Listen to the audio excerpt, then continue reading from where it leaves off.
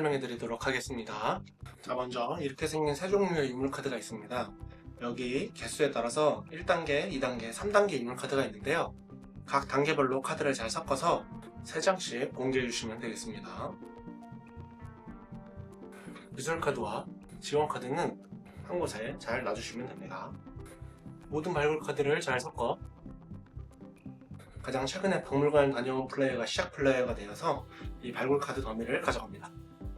자, 시작 플레이어부터 시계 방향으로 돌아가며 자신의 차례를 진행하는데요. 자신의 차례에는 두 가지를 순서대로 진행합니다. 첫 번째, 발굴 카드를 뽑은 다음에 발굴 포인트를 획득하고요. 획득한 발굴 포인트를 가지고 여기 나와 있는 발굴 비용을 지불하고 유물 카드를 한 장 발굴할 수 있습니다.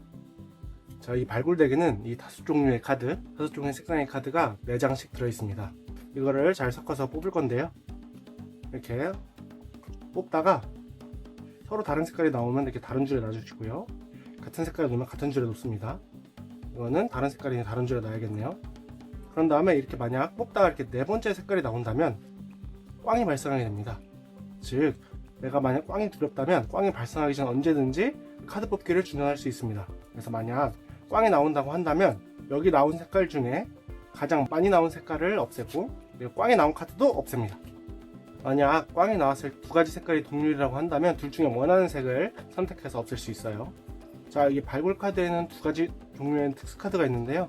예를 들어 이 카드는 놨을 때 다음 카드를 미리 보고 사용하거나 혹은 덱 맨 아래로 갈 수 있어요. 이 경우에는 사용을 할 경우 꽝이 발생하니까 덱 맨 아래로 가는 게 좋겠죠. 이런 다음에 계속 뽑기를 하거나 중단할 수 있습니다. 이 카드 같은 경우에는 2장을 뽑고 1장을 사용하는데요.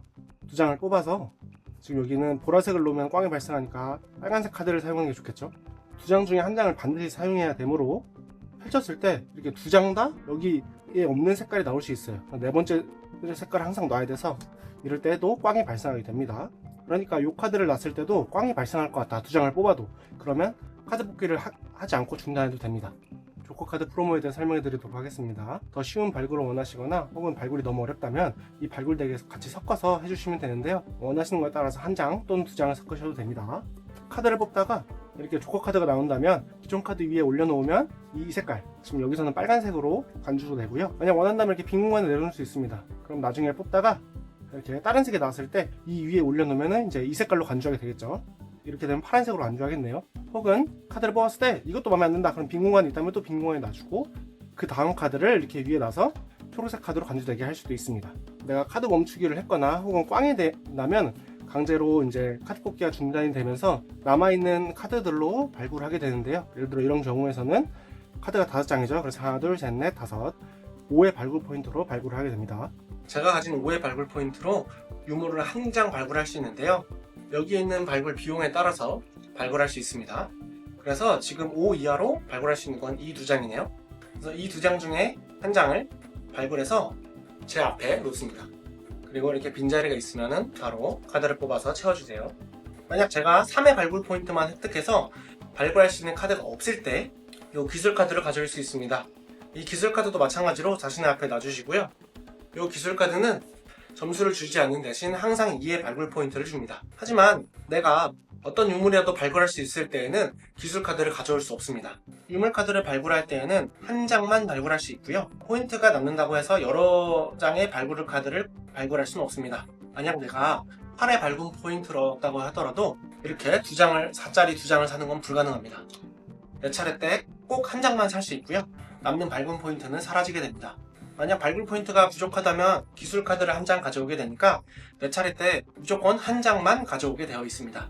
각 발굴 카드에는 하단에 이런 능력들이 있는데요. 이 능력들에 대해서 설명해 드리도록 할게요. 이런 종류의 능력은 이 색깔의 발굴 카드마다 1 발굴 포인트를 추가로 줍니다. 이 카드는 발굴 카드의 색깔에 관계없이 몇 장의 발굴 카드를 뽑았냐에 따라서 추가 발굴 포인트를 줍니다. 자, 이 카드는 기본적으로 1 발굴 포인트를 주고요. 이 카드를 구매할 때 한번 이 지원 카드 덱에서 1장을 뽑아서 손에 가져갈 수 있습니다. 이 지원 카드들은 여러 가지 능력들이 있는데요. 각 밑에 있는 설명대로 발굴 때 사용하실 수 있는 일회용 카드들입니다. 기술 카드는 점수는 없지만 항상 2의 발굴 포인트를 매 발굴마다 더해줍니다.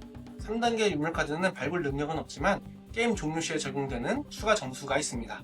예를 들어 이 카드는 게임이 끝날 때 내가 가진 유물의 빨간 색상 꼬리표마다 2점을 줍니다.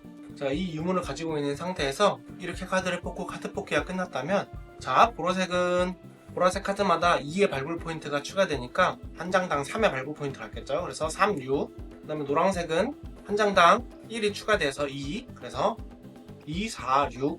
그 다음에 빨강색은 그냥 1. 우리가 모두 하나, 둘, 셋, 넷, 다섯, 여섯 장을 뽑았기 때문에 3의 발굴 포인트가 추가되고요. 그 다음에 여기 기본적으로 주는 1 발굴 포인트와 2 발굴 포인트를 합쳐서 총 19의 발굴 포인트를 획득하게 됩니다. 그래서 저는 마지막으로 이 다보탑을 발굴할 수 있게 되었습니다. 내 차례가 끝났다면 모든 발굴 카드를 다시 섞어서 왼쪽 플레이에게 건네줍니다. 그리고 이걸 받은 플레이어도 공정한 게임을 위해서 이전 플레이어와 다음 차례 플레이어 모두 발굴 카드를 섞은 다음에 다음 차례 플레이어가 다시 발굴 카드를 뽑으면서 발굴을 하면 되겠습니다. 이렇게 각자 자신의 차례에 발굴 카드를 뽑고 유물 카드를 한 장, 유물 카드를 발굴할 수 없다면 기술 카드를 한 장 가져오게 되니까 8번의 차례, 즉 8장의 카드를 가져오게 되면 게임이 종료됩니다. 모든 사람들이 동일한 턴을 갖기 때문에 모든 사람이 이렇게 8장씩 갖고 있게 됩니다.